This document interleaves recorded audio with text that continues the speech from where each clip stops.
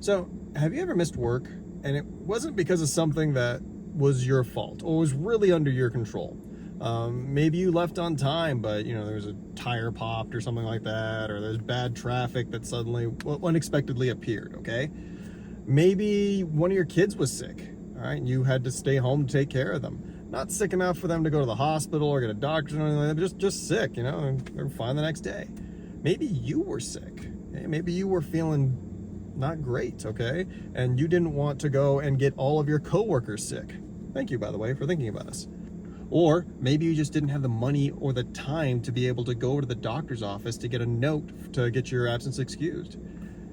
What I'm getting at here is there's plenty of us that have reasons, and good reasons, for not showing up to work. And yet, when we get there, we're sometimes made to feel bad for our absence, okay? Even though it might not have been with our ability to control, we're made to feel bad about it. And in some cases, we're even punished because of that absence.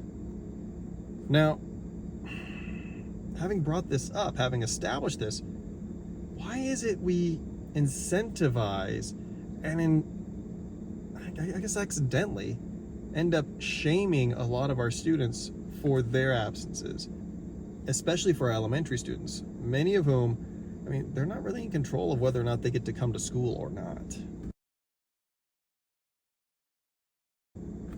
Incentivizing student attendance. What is this? A lot of the times it ends up taking the form of like a perfect attendance award.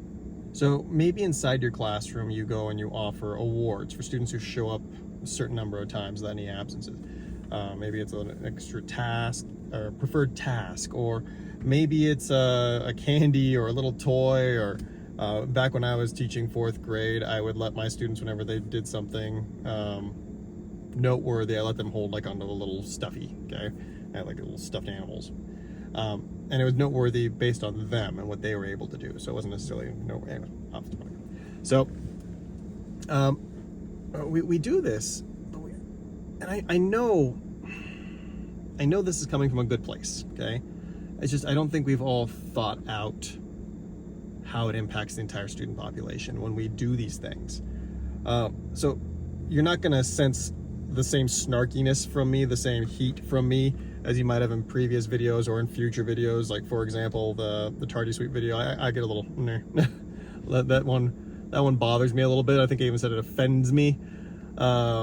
And in a future video, when I start talking about how we have closing dates for grades, especially when they're online and we can easily access all the assignments with no extra effort on our part, that one, ugh. So you're not going to hear that kind of heat from me on this, because I understand that for most of us, it truly is coming from a good place. We understand that it is important for students to be in school. We know from the data that the more they're in school, the more likely they are to succeed. Okay, the more likely they are to graduate high school, which means they're going to make more money than those who don't graduate high school, which means they're more likely to go on and get a post-secondary degree and just grow and grow and grow. They've got more potential. So it's coming from a good place when we do these incentivization programs. But my wife pointed out to me the other day that there are a lot of students who they just don't control whether or not they're in school or not. Think about every single little kid out there that got sick, okay? They got sick for a day. It's not their fault, they got sick. And we don't want them coming to school and getting everyone sick.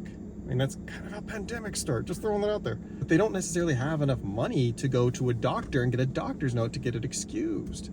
Okay, that could knock on perfect attendance depending on your policies. And then there are those students whose families are they're not financially able to always be in a great position where their kid can come to school.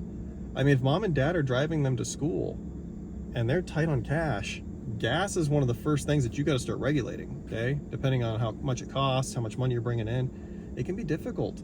You might not be able to, as a parent, take your child to school that day. Now that's outside that, and it's completely outside that child's ability to control. Other situations, maybe mom and dad, they can't stay home with one of the younger siblings, okay? They have got to go to work. Otherwise, there's not going to be food on the table. There's not going to be a roof over the head or lights on. So they got to take your student, who might be 9 or 10, and have them stay home and watch the younger siblings. Most of these kids are not going to tell you these things when they get back to school the next day or a couple days later. They're not going to bring you in on that because they talk to their friends, they talk to their peers, and they know that that's not necessarily what's going on. So, or what's supposed to be going on. So there's a little bit of embarrassment and shame, and they don't want to share that stuff. So you might not know everything that's happening. And then there are those families where it's not a good situation for them. Where mom and dad are getting arrested, or the police are showing up, or there's issues of abuse, and there's issues of abandonment, and there's just so many problems for some of these kids, and they're not sharing it, and you're not finding out about it, but it's impacting their attendance. So now when these kids do show up and they see these attendance awards being issued to these other kids, good for them, by the way, really good for them. I'm not trying to knock anyone. I really appreciate. I was one of those kids who did get attendance awards at first, okay? But for a lot of them, though, they see this and it's just one more thing that's just not fair to them. One more way the world is, against them. One more way to feel that they are not living up to everyone else's standards. And that's not what school should be for them. School should be that safe place, that place where they feel accepted no matter what. Okay? They shouldn't have one more thing tossed on top of their shoulders. Like I said, I know it's coming from a good place. I really do. Okay? I'm hoping now that maybe you've watched this and you're thinking about it. Maybe you can take that amazing teacher brain, because you rock, by the way. You are amazing. You're here to, you're doing this job, which is very little gratitude, okay, especially nowadays. And you're making it work, and you're helping your community. You're helping these kids. Okay, you are a teacher. You are a social worker. You're a psychologist. Okay, you're a freaking superhero. We don't even DC clowns. You are the superhero. So I know that you can. Now that you're aware of this, you can come up with something, right? Something that isn't going to toss more pressure and anxiety on these kids than they already have. Do I know the answer? No, I don't. I think I have an idea.